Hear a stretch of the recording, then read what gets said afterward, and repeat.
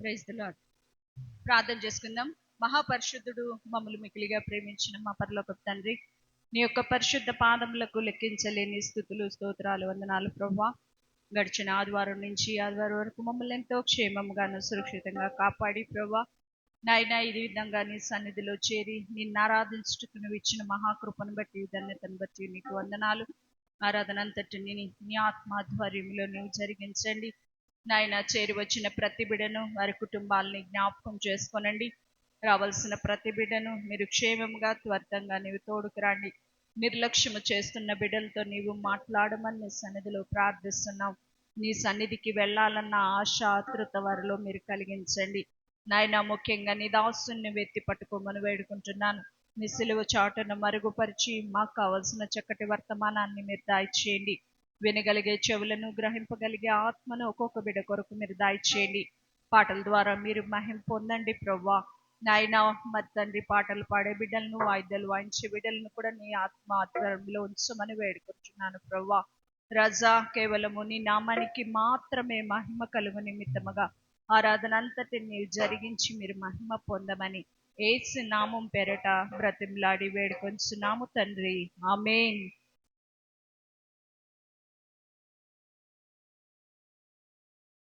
ఆరాధనా ఆరాధనా ఆత్మతో ఆరాధనా ఆరాధనా ఆరాధనా ఆత్మతో ఆరాధనా నీకే నా దేవా అందుకోవా, నీకే నా దేవా తండ్రి అందుకోవా. ఆరాధనా ఆరాధనా ఆత్మతో ఆరాధనా ఆరాధనా ఆరాధనా కృతజ్ఞత స్తుతి ప్రార్థనా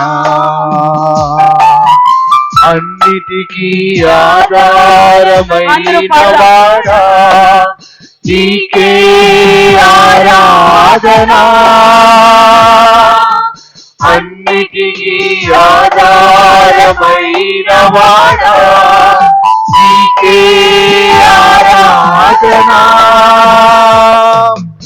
ఎన్నటికీ మారని మంచివాడా కృతజ్ఞత స్తుతి ప్రార్థనా ఎన్నటికీ మారని మంచివాడా కృతజ్ఞత స్తుతి ప్రార్థనా నీకే నా దేవా తండ్రి అందుకోవా, నీకే నా దేవా తండ్రి అందుకోవా. ఆరాధనా ఆరాధనా ఆత్మతో ఆరాధనా ఆరాధనా ఆరాధనా కృతజ్ఞత స్తుతి ప్రార్థనా మూర్ఖను కపటము లేనివాడా నీకే ఆరాధనా మూర్ఖను కపటము లేనివాడా నీకే ఆరాధనా ఆటతో మహిమలు చేయువాడా కృతజ్ఞత స్తుతి ప్రార్థనా ఆటతో మహిమలు చేయువాడా కృతజ్ఞత స్తుతి ప్రార్థనా నీకే నా దేవా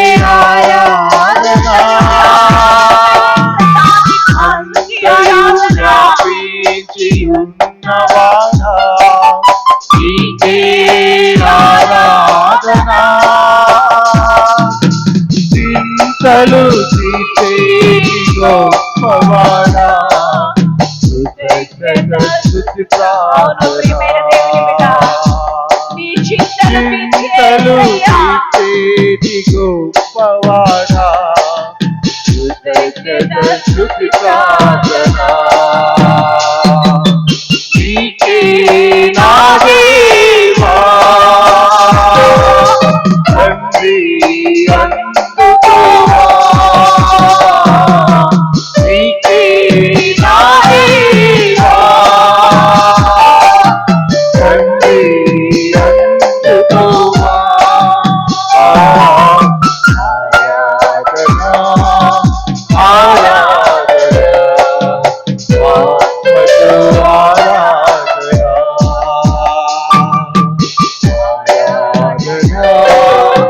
ఆరాధన కృతజ్ఞత స్తుతి ప్రార్థన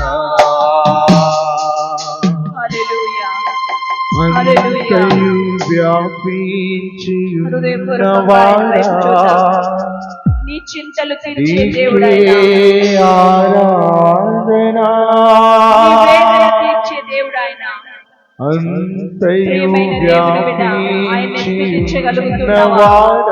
ఆయన్ని ఆరాధించగలుగుతూ ఉన్నావా? నీకే ఇంకా మౌనంగా ఉంటున్నావా? ఆరాధన ఇంకా మౌనంగా, ఇంకా నిర్లక్ష్యముగా ఏం పాడతాంలే, ఏం ఆరాధిస్తాంలే, ఎవరో పాడతారులే, నాకెందుకని నువ్వు మౌనంగా ఉంటున్నావా?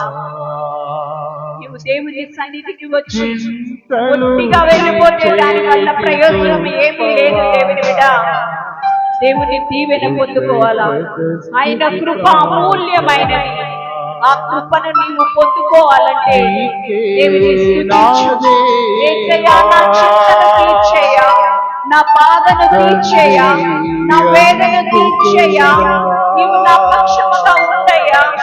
అయ్యా, నీకు నా స్తుతి ఆరాధన అయ్యా, నా మొర వినయ్యా, నా ఆలాపన వినయ్యా. ప్రతి ఒక్కరు ఆయన వైపు చూసి అడుగుదాం. ఆరాధన ఆరాధన ఆత్మతో ఆరాధన ప్రియమైన దేవుని బిడ్డ, ఆత్మతో సత్యముతో మనం ఆరాధించవలసిన వారమైతే నీ పూర్ణ శక్తితో, నీ పూర్ణ బలముతో, నీ పూర్ణ ఆత్మతో ఆయన ఆరాధించబద్దులమై ఉంటున్నాం. నీవు ఆయన ఆరాధించగలుగుతున్నావా? ఆయన్ని స్తుతించగలుగుతున్నావా? ఒక్కసారి నీకు నీవు పరీక్షించుకో. నా హృదయపూర్వకమైన ఆరాధన నీవు కైకొనువా ప్రభువా? నా హృదయపూర్వకమైన స్తుతిని నీవు కైకొనువా ప్రభువా? అని నోరు తెరిచి హృదయపూర్వకంగా ఆయన వైపు చూద్దాం. ఎన్నటికీ మారని మంచివాడా కృతజ్ఞత స్తుతి అవును నాయనా, ప్రార్థన నీ మాట మారనిది అయ్యా, ఎన్నటికీ నీ మారని మాట తప్పనిదయ్యా. అయ్యా, అటువంటి నీ యొక్క మాట నా జీవితంలో నువ్వు నెరవేర్చు ప్రభువా. నీ కృప నాకు చాలయ్యా, నీ దీవెన నాకు చాలయ్యా. నీవు నా పక్షముగా ఉండయ్యా. ప్రతి ఒక్కరు ఆయన వైపు చూద్దాం. నోటను కపటము లేని ఆయన, నీవు కూడా ఆ విధంగా జీవించాలని ఆయన ఆశపడుతున్నాడు. నీ హృదయ ఆలోచనలు, నీ హృదయ తలంపులు మరి ఎలా ఉంటున్నావో. భక్తిహీనులు మరి వారి మాటే దేవోక్తి అనుకుంటున్నారు. మరి నీవేమనుకుంటున్నావు? ప్రియమైన దేవుని బిడ్డ, దేవుని కృప అమూల్యమైనది. ఆ కృప నాకు ఉంటే చాలని ఆశపడుతూ ఉన్నావా? ఏది నీవు కోరుకుంటున్నావు? ఏది నీవు ఆశిస్తూ ఉన్నావు? ఆయన కృపను నీవు పొందుకోవాలని ఆశపడు. ఆయన మాట సత్యమైనది, ఆయన మాట జీవము కలిగినది. ఆయన మాట సెలవిస్తే చాలు నీ జీవితంలో అద్భుత కార్యములు జరగలవు, నీ సమస్యలు తీరగలవు, నీ వేదన తీరగలదు. ప్రియమైన దేవుని బిడ్డ, ఆయన్ని స్తుతించు. ఆయన స్తుతిస్తే చాలు, నీ సమస్యలు తీరగలవు. ఆయన స్తుతి వలన మన పరిస్థితులు మారతాయని నమ్మితే దేవుని బిగ్గరగా స్తుతిద్దాం. హల్లెలూయా, హల్లెలూయా, హల్లెలూయా, హల్లెలూయా, హల్లెలూయా, హల్లెలూయా, హల్లెలూయా, హల్లెలూయా, హల్లెలూయా, హల్లెలూయా. ఆయన నోటన కపటం ఎరుగని వాడు. హల్లెలూయా. కానీ కపటమైన మాటలు ఇంకా మనం మాట్లాడుతున్నామేమో. హల్లెలూయా. ఆయన నోటి వెంట ఎప్పుడు కపటమైన మాటలు రాకుండా హల్లెలూయా. ఆయన అడుగుదాం, ప్రభువా నా నోటి వెంట కపటమైన మాటలు రాకుండా నువ్వు నన్ను బంధించమని ఆయన అడుగుదాం. హల్లెలూయా. ఆయన్ని ఆరాధిద్దాం, ఆయన స్తుతిద్దాం. హల్లెలూయా. హల్లెలూయా. ఆయన ఎన్నటికీ మారని దేవుడు.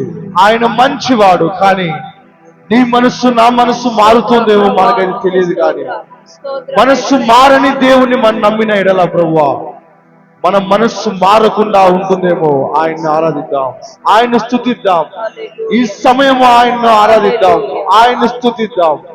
ఈ సమయం లేక అనేక మంది కుంగి ఉన్నారేమో, అనేక మంది తిరుగుచున్నారేమో. కానీ నీకు నాకు ఆయన ఇచ్చిన సమయాన్ని బట్టి ఆయన్ని ఆరాధిద్దాం, ఆయన స్తుతిద్దాం. ఆయన అంతయు వ్యాపించి ఉన్న దేవుడు, ఆయన సమస్తము చూస్తున్న దేవుడు మనతో ఉన్నాడు. ఆయన సమస్తము ఎరిగిన దేవుడు, మన చింతలన్నీ తీర్చేటువంటి దేవుడు మనకున్నాడు. ఎంత గొప్ప దేవుని మనం కలిగి ఉన్నాము, మనం ఎరిగి ఉండలేకపోతున్నామేమో. మన చింత యావత్తు ఆయన ముందు ఉంచితే మన చింతలన్నీ ఆయన తీర్చేటువంటి దేవుడు. ఆయన మన చింతలన్నిటి తీర్చేటువంటి దేవుడు మనకున్నప్పుడు మనం ఎందుకు భయపడాలి? అంతయు వ్యాపించి ఉన్నవాడా నీకే ఆరాధనా. అంతయు వ్యాపించి ఉన్నవాడా నీకే ఆరాధనా. చింతలు తీర్చే అవును ప్రభువా, మా చింతలని నువ్వు తీర్చేటట్టు దేవుడు ప్రభువా. నీకే కృతజ్ఞతాస్తుతులు చెల్లిస్తున్నాం ప్రభువా.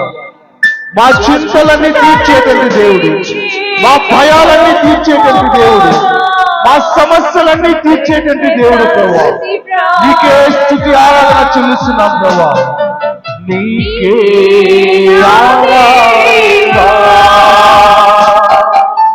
తండ్రి. ప్రతి ఒక్కరు ప్రభువా నీకే చెల్లిస్తున్నాం ప్రభువా. పడదాం.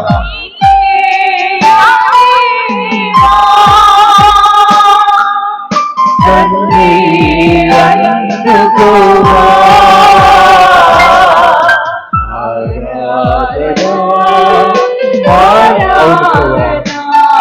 ఈ స్థితి ఆరాధన నీకే చెల్లిస్తున్నాం ప్రభువా. హల్లెలూయా. ఆరాధన కృతజ్ఞత స్తుతి ప్రార్థన.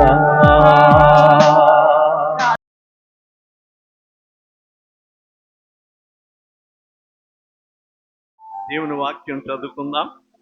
పేతురు పత్రిక, రెండవ పత్రిక. పేతురు రెండవ పత్రిక, మొదటి అధ్యాయము 8వ వచనము. ఇవి మీకు కలిగి విస్తరించిన ఎడల అవి మన ప్రభువైన యేసుక్రీస్తును గూర్చిన అనుభవ జ్ఞాన విషయములో మిమ్మును సోమరులైనను నిష్ఫలులు కాకుండా చేయును. ఈ మాట కొంచెం అర్థం చేసుకోవాలి.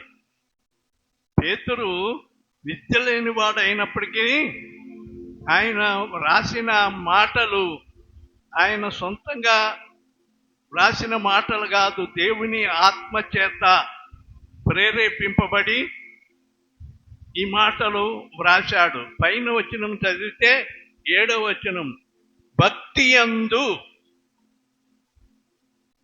సహోదర ప్రేమను, సహోదర ప్రేమయందు దయను అమర్చుకొనుడి.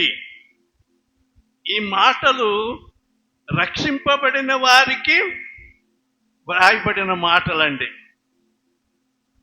రక్షింపబడిన వారంటే సంఘములో చేర్చబడిన వారు, సహవాసములో ఉన్నవారు. ఈ మాటలు ఎవరైతే మరి నిర్లక్ష్యంగా వదిలేస్తారో వారు ఇంకెంత మాత్రం కూడా దేవునిలో ఎదగలేరు, దేవునికి ఇష్టలు కారు. ఖచ్చితంగా పరిశుద్ధాత్ముడు స్పష్టంగా చెప్తున్నాడు. చాలా మంది పాటలుకుంటారు, పాటలు బాగా మరి వింటారు. ఇక్కడ చెప్పబడిన మాటలు భక్తి యందు సహోదర ప్రేమను, భక్తి యందు సహోదర ప్రేమ, సహోదర ప్రేమ యందు ఏమండి దయను అమర్చుకోవాలి. అమర్చుకోవటం అంటే అండి, బట్టలు చదురుకుంటాం కదండి, బట్టలు వరుసగా బీరువాలో కానీ ట్రంక్ పెట్టెలో కానీ ఎక్కడికైనా ప్రయాణానికి వెళ్ళేటప్పుడు 2 జతలు పట్టేలాగా మరి బ్యాగ్లో చక్కగా చదురుకుంటాం. ఎట్లా అంటే అట్లా పెట్టేసుకోము. ఎట్లా అంటే అట్లా పెడితే ఆ బట్టలు మరి ఎక్కువ పట్టవు. బీరువాల్లో అయినా చక్కగా లైన్గా పెట్టుకుంటారు. ఎక్కడికక్కడ ఏది ఎక్కడుందో చక్కగా అమర్చుకుంటారు. అమర్చుకోవటం అంటే అదే అనమాట అండి. ఇక్కడ భక్తి, ఇందాక ఎప్సమ్మ భక్తి గురించి చెప్పింది. భక్తిహీనులంటే దేవుణ్ణి కలిగి కూడా దేవుణ్ణి విడిచిపెట్టేసిన వాళ్ళు. దేవుని యందు ఎదుగుదల లేదు. పేరుకు మాత్రమే మేము క్రైస్తవులము, దేవుని గుడికి వెళ్తున్నాము అని చెప్పుకుంటారు. పేరుకు మాత్రమే, కానీ దేవుని విషయాలు వాళ్ళలో ఎంత మాత్రము ఉండవు. దేవునికి వారు భక్తి మాత్రమే చూపిస్తున్నారు, కానీ ఆ భక్తి సరైన భక్తి కాదు, భక్తిహీనత.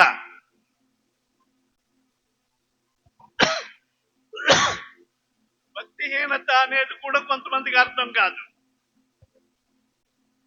శరీరహీనత అంటే అర్థం అవుతుందా? శరీరహీనత అంటే శరీరములో సరిగా ఆరోగ్యం లేకపోవటం.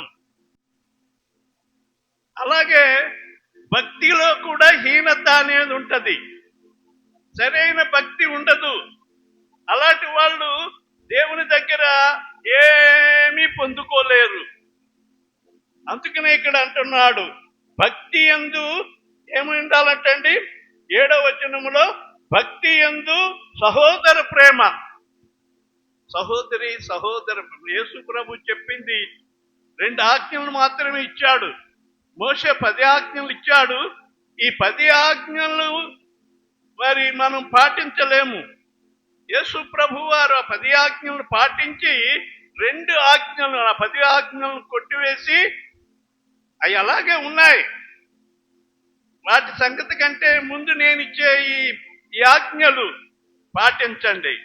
ఏమిటి ఆ ఆజ్ఞలు అంటే, నీ దేవుణ్ణి పూర్ణ మనసుతోనూ, పూర్ణ వివేకముతోనూ, పూర్ణ ఆత్మతో దేవుణ్ణి ఆరాధించాలి. దేవుని సన్నిధికి వచ్చి ఇక్కడ మనసు, అక్కడ ఒక మనసు.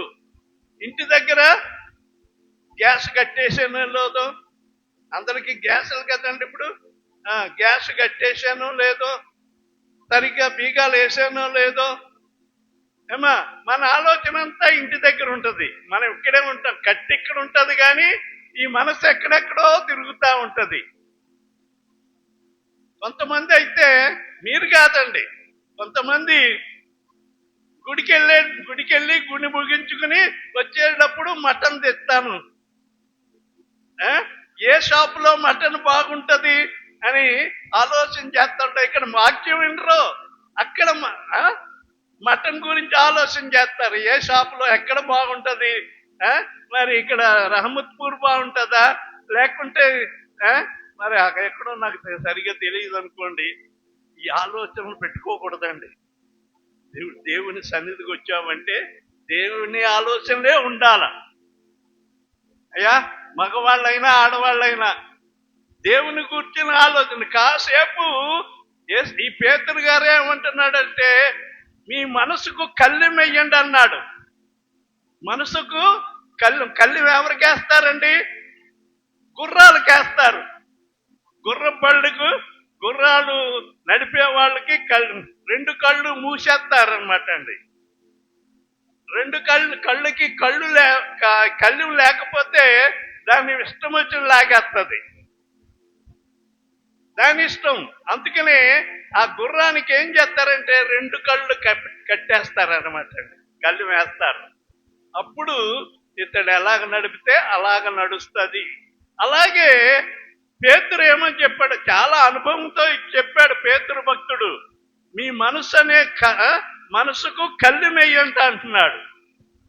మనసుకు, ఎందుకంటే ఈ మనసు పదే పదే పదే పదే ఊరంతా తిరుగుతుంది అనమాట. మనిషి ఇక్కడే ఉంటాడు కానీ మనసు ఎక్కడికెక్కడికో వెళ్ళిపోతా ఉంటది. అమెరికాలో ఎవరైనా ఉన్నారనుకోండి, అమెరికాలో కూడా వెళ్ళిపోతుంది మన మనసు. లండన్లో ఉన్నారనుకోండి, లండన్లో, ఎందుకంటే మన వాళ్ళు ఎవరు లేరు అనుకోండి, నాకున్నారు. అమెరికాలోనూ ఉన్నారు, లండన్లోనూ ఉన్నారు, మరి విదేశాల్లో ఉన్నారు. కానీ ఎక్కడున్నా మనసు ఇక్కడ ఉండాల. అప్పుడే మనం వాక్యం అర్థం అవుతుంది. వాక్యము మనం అర్థం చేసుకోవాలి. వాక్యము అర్థం లేకుండా మనము ఉన్నామనుకోండి, ఫలించలేము, క్రీస్తులో ఫలించలేము. నా మాటలు మీరు జాగ్రత్తగా ఆలకించాలి. ఇక్కడ అవి ఏమి అమర్చుకున్నా దయను ప్రేమను నీవు అమర్చుకుంటే ఏమవుతుందంటే అవి నీకు కలిగి విస్తరించిన ఎడల అవి మన ప్రభువైన యేసుక్రీస్తును గూర్చిన అనుభవ జ్ఞాన విషయములో మిమ్మును సోమరులైనను నిష్ఫలులైనను కాకుండా చేయును. అనుభవం ఉండాలటండి. ఏసంటే ఎవరో అనుభవం ఉండాలి. నీవు నమ్మిన యేసు ప్రభు ఎటువంటి వాడో నీవెరుగుదవా? నీవెరుగుంటే ఈ పాట పాడతావు, నేనుండాలేనయ్యా, నేను బతకాలేనయ్యా, నీవే లేకుంటే నేనుండాలేనయ్యా. భక్తుడు పాడుతా ఉన్నాడు, నేను ఉండాలేనయ్యా అంటే యేసై లేకపోతే నేను ఉండలేను, నేను బ్రతకలేను. అర్థమవుతుందా? పాట నేను పాడినప్పుడు ఎత్తితే నేనుండాలేనయ్యా, నీ బ్రతుకాలేనయ్యా, నీవే లేకుండా నేనుండాలేనయ్యా, నీ తోడే లేకుండా నే బ్రతుకాలేనయ్యా, నీ నువ్వే లేకుండా నేనుండాలేనయ్యా, నీ తోడే లేకుండా నే బ్రతుకాలేనయ్యా. హల్లెలూయా! ఈ అనుభవం రావాలండి. యేసయ్య లేకుండా నేను ఉండలేను, యేసయ్య లేకుండా నేను బ్రతకలేను. ఎవరికైనా అనుభవం ఉందా? పేతురు చెప్తున్నాడు ఇక్కడ, ఏమండి, యేసుక్రీస్తును గూర్చిన అనుభవ జ్ఞానము విషయములో, అనుభవ జ్ఞాన విషయం ఆగండి, అనుభవ జ్ఞాన విషయము మనము కలిగి ఉండాలి. అలాగూ మనము ఆయనను కలిగి ఉంటే సోమరులుగాను నిష్ఫలులుగా మనం చేయుడు. సోమరులంటే గుడికి రాకుండా ఇంటి దగ్గర తండ్రి పెట్టుకుని పడుకునేవాళ్ళు. గుడికి రారు. గుడి అంటే సంస్కారం కాబట్టి ఆ రోజును మాత్రం వస్తారు. ఆ రోజు మానేయండి. ఎందుకు? ఆ రోజును కూడా మానేయండి. మిమ్మల్ని అడిగిన వాళ్ళు ఎవరు రాకపోతే ఏమన్నా రాలేదనంటే ఏదో పని చెప్తావు, ఏదో కష్టం వచ్చిందంటావు, లేకపోతే ఏదో ఊరెళ్ళానంటావు, ఏదో చెప్తావు. నా దగ్గర చెప్తే నేను ఒప్పుకుంటాను, ఆయన దగ్గర చెప్తే మాత్రం పప్పులు ఉడకవండి. అక్రమము చేయుదానా, అక్రమము చేయువాడా, నువ్వెవరో నా దగ్గరికి రావద్దు, పో. నీవు ప్రార్థన చేసిన ప్రార్థన ఆలకించడు. క్రీస్తును గూర్చిన అనుభవం నీకు లేదు. దేవుని నమ్మానని చెప్పుకుంటున్నావు. ఇక్కడ రెండవ మాట నిష్ఫలులైనను. నిష్ఫలులు అంటే ఫలము లేని వారు అండి. ఈ అనుభవం ఉందా? సోమరులైనను నిష్ఫలులైనను. సోమరులు మరి ఎంత చెప్పినా ఏమండి, ఆరోగ్యం ఉంటేనే గంతులు వేస్తూ చక్కగా పరిగెట్టగలము. ఇప్పుడు ఈ పాప ఇందాక వచ్చి పరిగెట్టింది, పట్టుకున్నా సరే ఇదిలించుకొని వచ్చేసింది. ఆరోగ్యంగా ఉంది. ఆరోగ్యంగా ఉంది కాబట్టి ఇక పట్టుకున్నా సరే ఆగదు. శిష్యులు కూడా దేవుని ఆత్మను కలిగిన తర్వాత బంధకాలు తెంచేసుకుని, ప్రభుత్వం వారు చెప్పకూడదు, ఈ క్రీస్తును గూర్చి మీరు చెప్పకూడదని బలవంతం చేసిన, అయ్యలారా మేము చెప్పకుండా ఉండలేము. మాలో ఆత్మ మనం రగిలిస్తా ఉంది. కాసేపు కూడా మమ్మల్ని కూర్చోనివ్వట్లేదు. మమ్మల్ని పరుగులెత్తిస్తా ఉంది మాలో ఉన్న ఆత్మ. అది అనుభవ జ్ఞానము. దేవుని కొరకు పరుగులెత్తాలండి. నేను రానులే, మీరు వెళ్ళండి అనేవాళ్ళు ఎవరంటే సోమరులు. ఎందుకు రావు? అవన్నీ రీజన్ అడగటానికి లేదు. వాళ్ళ ఇష్టం, వాళ్ళు వస్తే వస్తారు, లేకపోతే లేదు. కానీ నీవు దేవుడు కావాలనుకుంటే పరుగులెత్తు, దేవుని కొరకు పరుగులెత్తు. రెండవదిగా నిష్ఫలులు కాకుండా చేస్తారటండి. నిష్ఫలులంటే ఫలము లేనివారు. నిష్ఫలులంటే ఫలము లేనివారు, క్రీస్తు కొరకు ఫలించలేని బతుకు అనమాట అండి. క్రీస్తు కొరకు ఫలించాలి. ప్రభు అయిన యేసు క్రీస్తు కొరకు మనము ఫలించాలి. ఆయన నీ దగ్గర నీవేం తెచ్చావని ఆయన నిన్ను అడుగుతాడు. ఏం తెచ్చావు? గుడికొచ్చేటప్పుడు ఏదో ఒకటి చేత్తో పట్టుకొని వస్తాం. దేవుని వాక్యం కూడా నీవు దేవుని సన్నిధికి వెళ్ళినప్పుడు ఒట్టి చేతులతో వెళ్ళకూడదు. అందుకని కనీసం పెరుగు ప్యాకెట్ అన్నా తీసుకొస్తున్నారు, కనీసం ఏదో కానీ బియ్యం పట్టుకొస్తున్నారు, కన్నా కాయో పండో మరి పట్టుకొస్తా ఉన్నారు. దేవునికి ఇవ్వాలని, మంచిది. అయితే ప్రియమైన వారలారా, ప్రభు నిన్ను అడుగుతాడు. వీటన్నిటికంటే ముఖ్యంగా నీవు నాకేం తెచ్చావని ప్రభు అడిగినప్పుడు ఏం తెస్తావు? అయ్యా అరటిపళ్ళు గెడ తెచ్చాను, లేకుంటే పండ్లు పలహారాలు తెచ్చాను అంటావా? అవి కాదు ఆయన అడిగేది. నీలో నా కొరకు ఫలించిన ఫలములు, నా కొరకు ఫలించిన ఫలములు ఏం తెచ్చావు? నీవు ఫలించావా? నన్ను నమ్ముకుని నా ఉద్యానవనములో నాటబడి, దేవుని మొక్కగా నీవు నాటబడి బహుగా ఫలించాల. పరమగీతములో ఒక మాట చదవక్కర్లేదు కానీ, నా ప్రియుడు తన ఉద్యానవనములో వచ్చి తనకిష్టమైన ఫలములు భుజిస్తాడటండి. తన ఉద్యానవనం ఏది? దేవుని సంఘము. దేవుని సంఘములో నీవు నేను ఒక్కొక్క మొక్కలుగా పోల్చాడు. ఈ మొక్కలు ఎలాగెదగాలంటే మరి దేవునిలో ఎదగాలి. ఎలాగలగా మొదటగా మనం చూస్తే కీర్తన గ్రంథము మొదటి కీర్తన చూడండి. మొదటి కీర్తన 3వ వచనం. అతడు నీటి కాలువల యోరను నాటబడినదై ఆకువాడక తన కాలమందు ఫలమిచ్చు చెట్టు వలె నుండును. అతడు చేయినదంతయు సఫలమగును. దేవుని స్తోత్రం. హల్లెలూయా.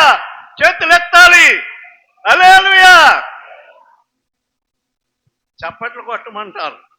చప్పట్లు కొడితే చప్పట్లు కొట్టే అనుభవం లేదనుకోండి, ఎవరు పాట పాడినా మనం నోరు అలాగ తెయ్యముల్లాగా ఉంటాం. కానీ చక్కని పాటలు పాడారు కదా, వాళ్ళకి మనం చప్పట్లు కొడితే వాళ్ళకి ఇంకా ఆసక్తిగా ఉండి ఇంకా మంచి పాటలు పాడతారు. మనం దేవుణ్ణి స్తుతించినప్పుడు చేతులెత్తి దేవునికి స్తోత్రము చెల్లిస్తే ఆయన సంతోషిస్తాడు. కనుక నేను ఎందుకు దేవుణ్ణి స్తుతించమంటున్నానంటే, ఆయనను ఆరాధించడానికి వచ్చిన మనము స్వేచ్ఛగా మనము దేవుణ్ణి ఆరాధించాలి. ఇక్కడ నీవు ఎలాగూ ఎదుగుతావంటే, దావీదు ఇక్కడ చక్కని మాటలు చెప్పాడు. అతడంటే దేవుని బిడ్డ అయిన వారు, దేవుణ్ణి నమ్ముకున్న వారు, దేవుని రక్షణ పొందుకున్న వారు. రక్షణ లేని వాళ్ళే ఎంతో ఆసక్తిగా ఉంటే, రక్షింపబడిన వాళ్ళు నిష్ఫలులైపోతున్నారు. ఇలాగా ఇక్కడ అతడు నీటి కాలువల యొరన నాటబడినదై ఆకు వాడక తన కాలమందు ఫలమిచ్చు చెట్టు వలె ఉంటారటండి. తన కాలమందు ఫలమిచ్చు చెట్టు. ఎన్ని కాలాలు వెళ్ళిపోయినా, ఎన్ని కాలాలు అయిపోయినా కనీసం ఒక పిందు కూడా లేదు నీ బ్రతుకులో. అమ్మా, నేను కాదు మాట్లాడేది, దేవుని ఆత్మ మనతో మాట్లాడుతున్నాడు. దేవుని కొరకు మనం ఎలా ఫలిస్తున్నాం. ఇక్కడ నీటి కాలువల యొరన అంటే దేవుని వాక్యము వారన నాటబడాలి. నీరు కాలువలంటే దేవుని వాక్యము, ధర్మశాస్త్రము, దేవుని మాటలు. ఏమండి, అందుకనే దైవజనులు మొత్తుకునేది ఏమిటంటే, అమ్మలారా అయ్యలారా దేవుని మాటలు వినండి, మీరు ఫలిస్తారు, దేవుని మాటలు వినండి అని చెప్పి పదే పదే హెచ్చరిస్తున్నాం. మీరు దేవుని మాటలు వింటే మాకేమి, వినకపోతే మాకేమి. కానీ మాలో పెట్టిన ఆ ఆత్మ మిమ్మల్ని హెచ్చరిస్తూ ఉన్నాడు అనమాట అండి. ఏమండి, అతడు నీటి కాలువల యొరన నాటబడిన చెట్టు. నీవెక్కడ నాటబడ్డావు? లోకములో నాటబడ్డావా? లోకములో నాటబడితే పైన చెప్పాడు, దుష్టుల ఆలోచన చెప్పును నడవక, పాపుల మార్గము నిలవక. వాళ్ళతో నీకేం పని? నీవు దేవుణ్ణి నమ్ముకున్నావు. వాళ్ళు అపహాస్యాలు చేసేవాళ్ళు, దేవుడు లేని భక్తిహీనులు వాళ్ళు. వాళ్ళతో మనకి సంబంధము లేదు, వారితో మనం పొందు పెట్టుకోకూడదు. ఆ సమయం ఉంటే దేవుని వాక్యం చదువుకో, ఆ సమయం ఉంటే దేవుని మాటలు విను, ఆ సమయం ఉంటే ప్రార్థన చేసుకో. అంతేగాని నీకు ఇవ్వబడిన సమయాన్ని నీవు వ్యర్థంగా పాడు చేయొద్దు. నీవు దేవుని సన్నిధిలో నీటి కాలువల యొరన నాటబడిన చెట్టు ఫలించినట్లుగా నీవు అక్కడ ఆకు వాడక తన కాలమందు ఫలమిచ్చు చెట్టు వలె ఉంటాడటండి. తన కాలమందు ఫలమిచ్చే చెట్టు. యేసయ్య ఒకసారి, అమ్మా నిద్రపోవద్దు, పంట సేనులంటా వెళ్ళిపోతున్నాడట. పంట సేనులంటా వెళ్తూ ఒక అంజూరపు చెట్టును చూశాడట. ఆ అంజూరపు చెట్టు చూస్తే ఆకులన్నీ, చెట్టు నిండా ఆకులటండి. అసలు సాధారణంగా ఆకులు ఉన్నాయంటే తప్పనిసరిగా ఫలములుంటాయి. ఆకులున్న ప్రతి అంజూరపు చెట్టుకి దాని ప్రత్యేకత అది. అంజూరపు చెట్టు మన హిందూపురం ప్రాంతంలో కూడా 2-3 చోట్ల నేను చూశాను. అవి ఎక్కడ కాస్తాయంటే బుడుని దగ్గరే కాస్తా ఉంటాయి కాయలు, మేడికాయల్లాగా. అయితే ఆయన చెట్టు పచ్చగా ఉంది, తప్పనిసరిగా నేను కాయలు ఉంటాయని చాలా ఆకలితో వెళ్ళాడటండి. అవునా? చాలా ఆకలితో వెళ్తే అక్కడ చూస్తే ఆకులు తప్ప కాయలు ఒక్కటి లేదట. చాలా నిరాశపడిపోయాడు ఆయన. ఇక ఎన్నడూ కూడా ఈ చెట్టు యొక్క ఫలము ఎవరు తినరు అని చెప్పి అన్నాడంతే. ఒకే మాట, శపించలేదు. ఇక ఎన్నడూ కూడా ఈ చెట్టు యొక్క ఫలములు తినరు అన్నాడు. వీరు ఊళ్ళోకి వెళ్ళి ఆ ఊళ్ళో పని చూసుకుని తిరిగి వచ్చేసరికి ఆ చెట్టు ఎండిపోయి ఉందంట. చెట్టు కొంచెం కూడా పచ్చదనం లేదట. అమ్మో, మన పరిస్థితి అలాగే ఉంటదేమో, జాగ్రత్త. నీ కాలంలో నీవు ఫలించటానికి దేవుని సన్నిధిలో అడగాలి. దేవా, నేను ఇంతకాలము దేవుని సన్నిధిలో వ్యర్థముగా పెరుగుతున్నాను, నాకొక్క ఫలం కూడా లేదు నాయన. ఫలాలంటే చెట్టు కాసే కాయలు, మామిడికాయలు, జామకాయలు, ఏమండి, యాపిల్ కాయలు, ఇవి కాదు. ఆత్మ ఫలాలు. గలతీ పత్రిక 5వ అధ్యాయంలో చెప్తా ఉన్నాడు. ఆత్మ ఫలములు ఏమనగా 9 రకాల రుచులు అంటండి ఒకే ఆత్మ ఫలము. అటువంటి అనుభవాలు మనము ఎన్నో ఉన్నాయి. ఆ అనుభవాలు మనము విడిచిపెట్టేశాము. అసలు ప్రార్థనా జీవితం అంటే మనకు లేదు. శుక్రవారం ప్రార్థనకి ఎంతమంది వస్తున్నారంటే ఆ రోజుని ఎంత ఏడుస్తున్నానంటే దేవుని సన్నిధిలో, దేవా, సంఘం అయితే విస్తరించింది కానీ ఒక్కరికి కూడా ప్రార్థన మీద ఆసక్తి లేదు. ఆదివారం వెళ్తే సరిపోతుందా? ఇక్కడ ఏం చెప్పాడు? ఏమండి, దివారాత్రములు దాన్ని ధ్యానించువాడు ధన్యుడు. దివారాత్రులు అంటే ఆదివారం ఒక్కరోజే కాదు, సంస్కారానికి మాత్రమే నెలకొక్కసారి కాదు. దివారాత్రులు, రాత్రి పగలు. అమ్మా, నీవు ఫలించే వరకు కూడా దేవుని అడగాలి. దేవుని సన్నిధిలో, దేవా, నీ ఆత్మతో నన్ను నింపు, దేవా, నీ ఆత్మతో నన్ను నింపు ప్రభువా. ఫలము లేకుండా పోతున్నాను. నీవు వచ్చినప్పుడు నీవు నన్ను అడిగితే నేను ఎక్కడి నుంచి తెచ్చేది నాయన? మంచి ఫలములు నాకు దయచేయి ప్రభువా అని మనం వేడుకోవాలి.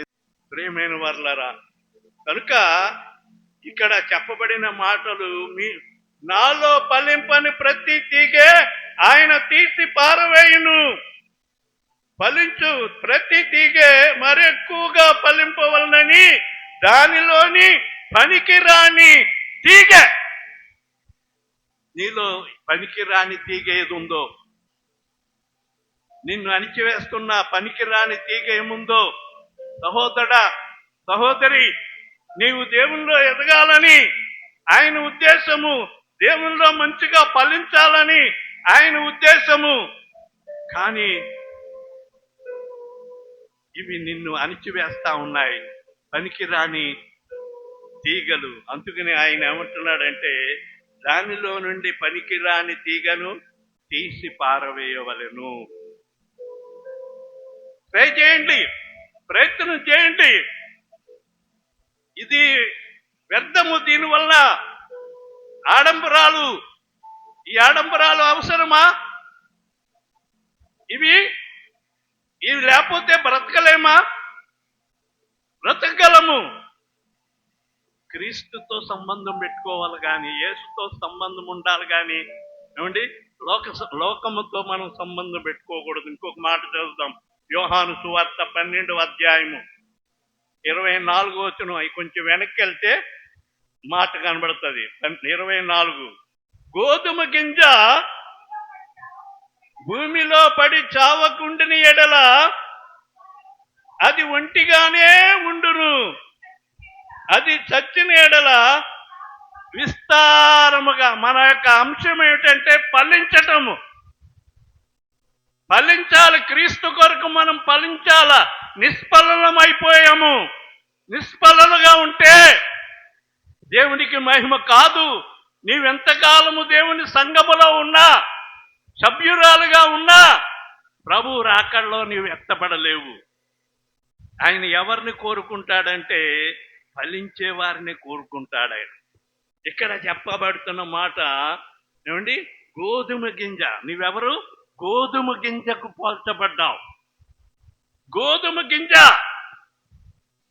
గోధుమ గింజ భూమిలో వేసినప్పుడు అది ఏమవుతుందంటే 3 రోజుల తర్వాత పొట్ట ఉబ్బుతుంది. 3 రోజులకి పొట్ట ఆ యొక్క గింజ పొట్ట ఉబ్బుతుంది. ఉబ్బి ఏమవుతుందంటే పగులుతుంది. పగిలి అందులో నుండి అంకురము వస్తుంది అనమాట అండి, మొక్క. అందులో నుండి ఆ గోధుమ గింజ చచ్చి, ఎప్పుడైతే అది పగులుతుందో అది చచ్చిపోతుంది. దానిలో నుండి ఈ మొక్క పైకి వస్తుంది. మనము క్రీస్తు కొరకు చావాలి.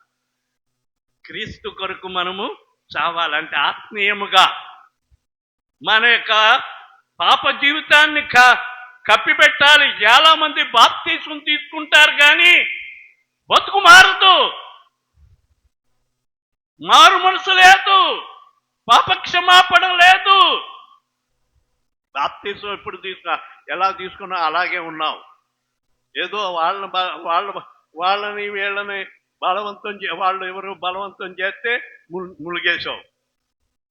ములిగేసిన దాని ఇప్పుడు నీ దేవునిలో అన్నా కరెక్ట్గా ఉంటున్నావంటే దేవుని కొరకు జీవిస్తున్నావా? దేవుని కొరకు చావాలి. మన ఆశలు, మన ప్రాచీన స్వభావము చావాలి.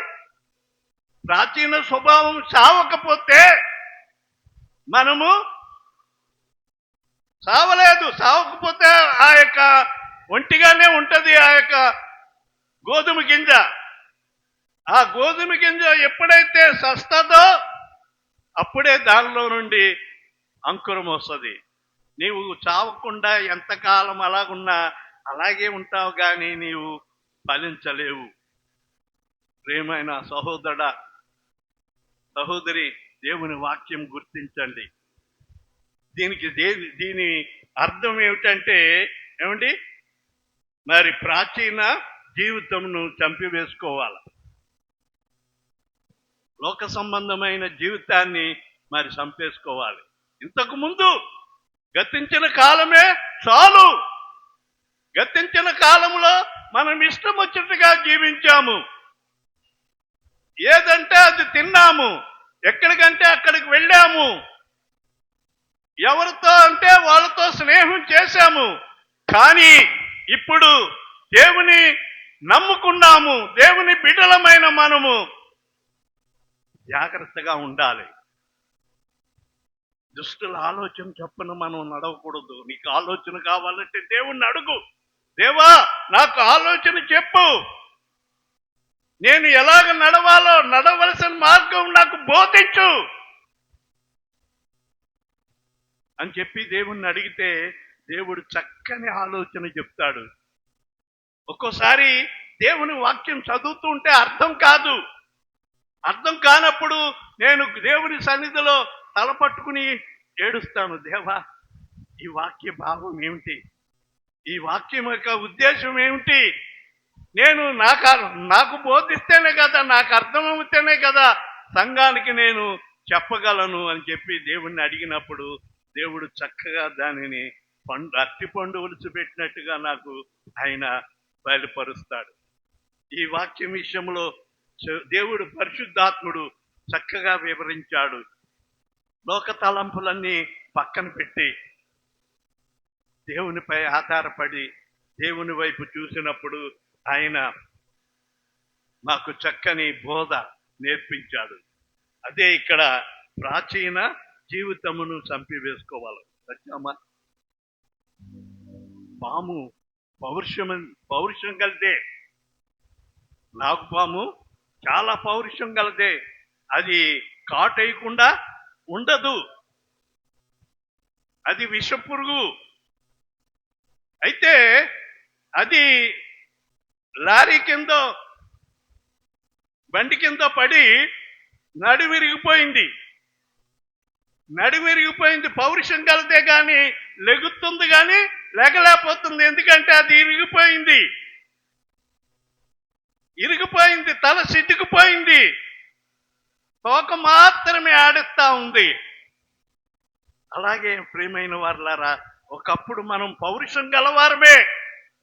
మనం ఎవరో ఏ మాట అంటానికి ఒప్పుకునే వాళ్ళం కాదు.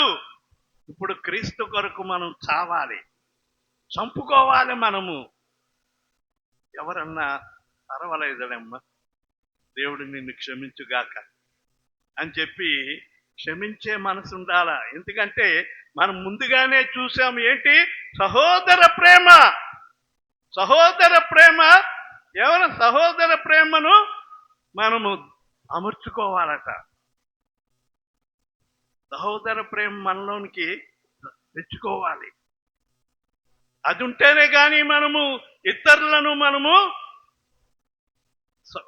సహోదరులాగా సహోదరిలాగా మనం భావించలేము. నాకేం తక్కువ, నాకు అది ఉంది, నాకు ఇది ఉంది, నాకు ఇల్లుంది, భూమి ఉంది, ఆస్తి ఉంది, అంతస్తు ఉంది. అన్నీ ఉంటే ఉన్నాయమ్మా, అన్నీ ఉంటే ఉన్నాయి. దేవుని దగ్గర అవేమి లెక్కకు రావు. నిన్న చనిపోయిన ఆనందమ్మ ఎంత కొట్లాట పెడతా ఉండేదో, కానీ ఏం పట్టుకెళ్ళింది? ఏమీ లేదు. ప్రియమైన వారలారా, దేవుడిని నమ్ముకున్నాం మనము. దేవుడు మనకుంటే చాలు, అన్నీ ఉన్నట్టే. ఏమి లేకపోయినా అన్నీ ఉన్నట్టే. దేవుణ్ణి కలిగి ఉన్నాము. ఆ దేవునిలో మనము ఎదగాలి. ఏమంటే చివరిగా ఒక మాట చెప్పి నేను ముగించేస్తాను. యోహాను సువార్త పక్కనే 15వ అధ్యాయం ఇందాక తీసాం కదా, దానిలో ఒక 5వ వచనం చూద్దామండి. ద్రాక్షావళిని నేను, తీగల మీరు. ఎవడు నా యందు నిలిచి ఉండునో, నేను ఎవని యందు నిలిచి ఉందునో వాడు బహుగా ఫలించును. చాలమ్మా, నీవు ఫలించాలి. ఈ వాక్యాన్ని బట్టి ఫలించాలని నీ మనసులో కోరిక పుట్టింది. పుట్టలేదు అని అంటే ఇంకా నీవు దేవునికి దగ్గరగా లేవు, చాలా దూరంగా ఉన్నావు దేవునికి. వాక్యం వింటుండగానే మనం దేవునికి సమీపస్తులుగా ఉండాల. వాక్యంలో ఏమంటున్నాడంటే, ఏమండి ఇక్కడ ద్రాక్షావళి నేను. ఎవరు? నేను కాదండి, యేసయ్య ద్రాక్షావళి. అందులో మనము తీగలము. ఒక్కొక్కరు ఒక్కొక్క తీగ ఫలిస్తుందా, ద్రాక్షావళి ఫలిస్తుందా చెప్పండి. మేరీ ద్రాక్ష తోటలో పనిచేసావు కాబట్టి నీవు చెప్పాలి. వీళ్ళకి కొంతమంది ద్రాక్ష తీగలు ఎలాగుంటాయో కొంతమందికి తెలియదు. తెలుసుంటే మంచిదే, ఒకవేళ తెలియకపోతే తెలుసుకోవాలి. ఎందుకంటే పదే ద్రాక్షావళిని గురించి బైబిల్లో చెప్పబడిన మాట. ఎక్కువ ద్రాక్ష తీగ. మనం నెల ద్రాక్షారసం తాగుతున్నాం. ఆ తీగను గురించి మనము ద్రాక్షావళి చెట్టు, ఆ చెట్టును గురించి మనం తెలుసుకోవాలి. యేసు ప్రభువు వారు చెట్టుకు పోల్చబడ్డాడు. ఆ చెట్టుకి కొమ్మలు. ఆ కొమ్మలు ఏమవుతాయంటే పాదు అలాగా పందిరికి మీద అలుముకుంటా ఉంటాయి, పాకితూ ఉంటాయి.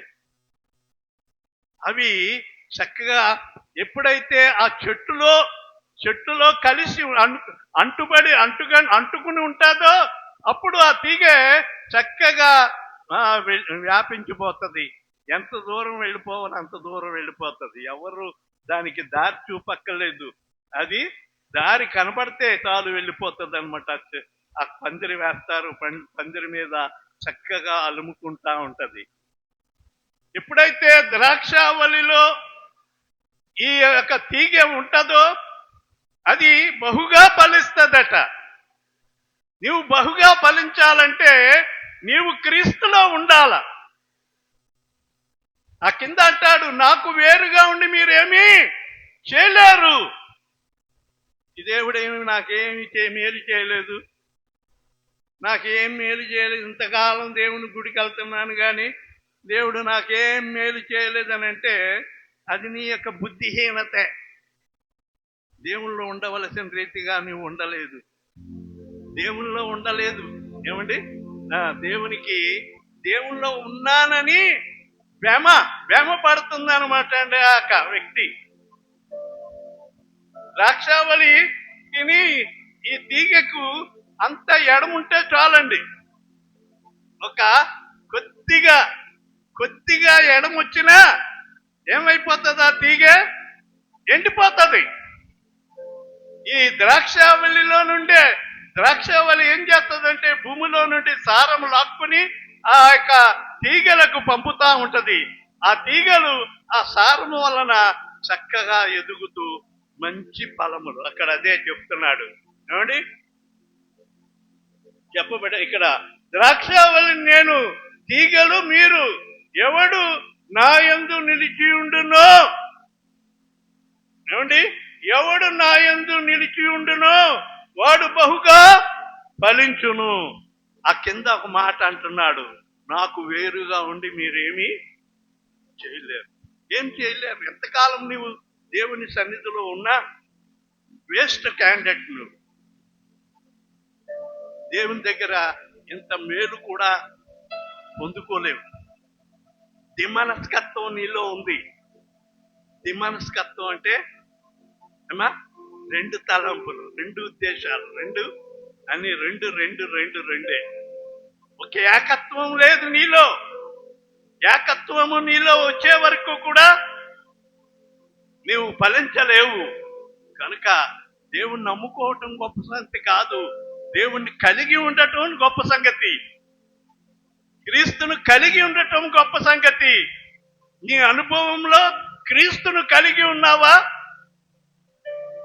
క్రీస్తుకు దూరంగా ఉన్నావా? ఆలోచన చేసుకో సహోదరుడా, సహోదరి. క్రీస్తును కలిగి క్రీస్తులో నీవు ఉంటే వెంపడద్దు. పర్వాలేదులే, ఎలాగున్నా పర్వాలేదు, ఎలాగ నడుచుకున్నా పర్వాలేదు, తాగినా పర్వాలేదు, తిన్నా పర్వాలేదు, నా యేసయ్య క్షమించేస్తాడు. ఆయన పాపులను క్షమించేవాడు కదా, క్షమించేస్తాడు. నేను ఎంత తప్పు చేసినా క్షమించేస్తాడని కొంతమంది అభిప్రాయం. ఆయన పాపిని ప్రేమిస్తాడు కానీ పాపమును ప్రేమించాడు. ఆయన నీలో ఉన్న పాపాన్ని ద్వేషిస్తాడు. ఆయన నీవు ఎంతవరకు నీలో పాపముందో అంతవరకు నిన్ను దూరం పెడతాడు కానీ దగ్గరికి చేర్చుకోడు. ఆయన నీ పాపమునంతటిని, ఆ చెత్త అంతటిని ఏమండి తొలగించుకో. ఆ చెత్తని నీవు పక్కకి తీసి పారాయి. దేవునికి ఇష్టరాలుగా ఉంటే దేవుడు నిన్ను బహుగా క్రీస్తులో ఫలింప చేస్తాడు. అట్టి ఫలము దేవుడు నీకును నాకును అనుగ్రహించును కాక. దేవుడి మాటలు మన వినికిలో దీవించుగాక. ఆమేన్. పరిశుద్ధుడైన మా తండ్రి, ప్రేమ కలిగిన మా ప్రభువా, మా రక్షక, నీకు వందనాలు. కరుణామయుడా, నీకు వందనాలు. ఇంతవరకు ఆరాధన నీ మహిమార్థమై జరిగించుకొని ఉన్నావు. బిడ్డలెంతో శ్రద్ధగా దేవుని మాటలు విన్నారయ్యా. నాయన, మా బ్రతుకులు మార్చండి నాయన. మేము రూపాంతరం పొందటానికి సహాయం చేయండి అయ్యా. నాయన మా తండ్రి, బాప్తిస్మం అయితే తీసుకున్నాం కానీ మారు మనసు లేదు నాయన. మారు మనసు లేకుండా మేము నాయన నీ రాజ్యానికి వారసులం కాదు నాయన. మా ప్రభువా, మేము మార్పు చెందాలి నాయన. మా ప్రభువా, నీవు సిలువ యాగం చేయటానికి రూపాంతరం పొందినట్లుగా మేము పరలోక రాజ్యానికి వారసులం కావటానికి మా జీవితాలు మార్చుకోవాలి నాయన. అట్టి అనుభవాన్ని ప్రతి ఒక్కరికి దయచేయండి. ఈ వాక్యము వృధాగా పోకుండా ప్రతి ఒక్కరిలో కార్యం జరిగించి మహిమ పొందమని మనం చేస్తున్నాం. నాయనా మా ప్రభువా, యేసయ్య బాప్తీసం పొందబోతున్న బిడ్డలను దీవించండి. నాయనా మా రక్షకాన్ని రాజ్య వారసులుగా వారిని అంగీకరించమని మనం చేస్తున్నాం. దయ చూపండి నాయనా మా ప్రభువా. ఈ వారమంతా నీ సన్నిధి మాతో ఉంచండి. ఈ వారములో బేస్త వారం జరగబోయే ఆ వివాహ కార్యములు కూడా చక్కగా నీ మహిమార్థమై జరిగించి మీరు మహిమ పొందవలసిందని, మమ్మల్ని అందరినీ ఈ మాసం అంతా నీ రెక్కల చాటును భద్రపరిచి కాపాడవలసిందని నజరేయుడని యేసయ్య నామములో వేడుకొనుచున్నాను తండ్రి. ఆమేన్. ఒక్కసారి నిలబడదాం. చాలాసేపు అయింది కూర్చుని, ఒక్కసారి నిలబడదాం. నీవు రాజనీకే స్తుతి స్తోత్రములు, గీతములు, మంగళధ్వనులు, శుభముని హల్లెలూయా ఆమేన్ ఆమేన్. శుభము శుభము శుభము నిత్యము హల్లెలూయా. స్తోత్రింతుము నీ మాదు తండ్రి, సత్యముతో ఆత్మతో నెప్పుడు. మన తండ్రి అయిన దేవుని ప్రేమ, ప్రభువైన యేసుక్రీస్తు వారి యొక్క కృప, పరిశుద్ధాత్మ యొక్క నిత్య సహవాసము కూడి వచ్చిన మనందరికీ సదా తోడై ఉండును గాక. ఆమేన్.